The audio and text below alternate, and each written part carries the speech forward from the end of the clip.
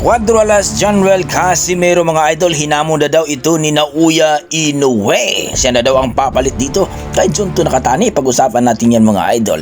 Cuadro Alas Casimero, balik training na at nakipag-sparring pa ito. Yan ang ating pag-uusapan ngayon mga idol. Pero kung bago kayo sa ating YouTube channel, baka pwede makahingin isang like, subscribe at pakipindot na rin ang ating notification bell mga idol. Eto na nga mga idol, pag-usapan natin ang naturang training ni Cuadro Alas Casimero. Bagamat hindi naman pinakita lahat ang training ni Casimero ngayon mga idol dahil pinagbawalan na daw ito ng kanyang promoter o kanyang manager mga idol na hindi na basta-basta ito mag-release ng mga any video na talagang masisilan mga idol kagaya ng pagtitraining niya dahil baka daw ay makita ng kalaban. Kung maalala nyo mga idol, napag-usapan po natin dito at ibinalita na mayroong paparating na laban itong si Cuadro Alas Casimero sa buwan ng Marso o April. Pero ayon sa ating mga pinagkakatiwalang source, mga April daw talaga yan mga idol dahil nga para daw makapag-prepare itong si Cuadro Alas Casimero. Kaya puspusan ang training ni Cuadro Alas Casimero ngayon mga idol dahil talagang naghahanda ito. Pinaghahandaan niya ang kanyang napapalapit na laban mga idol. Ito yung last na laban ni Casimero kumbaga sa kanyang promoter dito ngayon mga idol sa kontrata. Kumbaga pangatlong laban na ito. 3 beses na kasi lumaban itong si Cuadro Alas Casimero at pangatlong laban na ito. Then ayon sa ating pinagkakatiwalang source, magpipirma na naman panibagong kontrata si Casimero.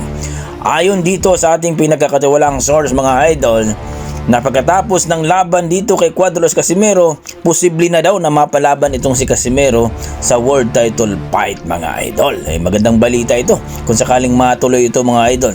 Kaya talagang pinaghahanda ni Casimero ang kanyang laban ngayon mga idol.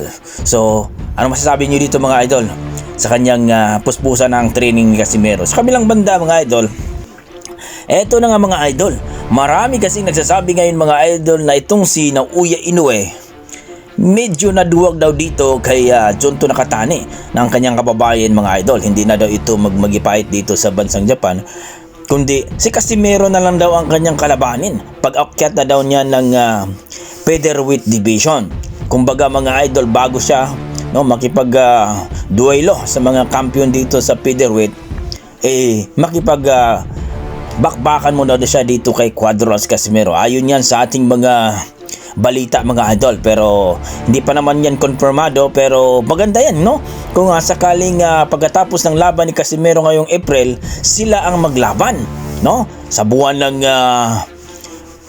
June o July. Magandang laban yan mga idol pagkatapos ng laban ni Cuadro Alas Casimero dito sa buwan ng April. So kayo mga idol, masasabi nyo dito kung sakaling totoo to na itong si Naoya Inoue ay gusto ng kalabanin itong si Casimero.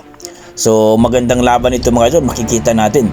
So kung sa bansang Japan ito maglaban mga idol, maganda rin dahil itong si Casimero ay sikat talaga sa bansang Japan. So kayo mga idol, ang masasabi niyo dito kung sakaling matuloy ito mga idol, talagang magandang bakbakan ito mga idol. Sigurado may gagapang dito mga idol. Sabi nga ni Casimero, kung si Inoue daw ang kanya makakalaban, babasagin daw niya ang ilong nito.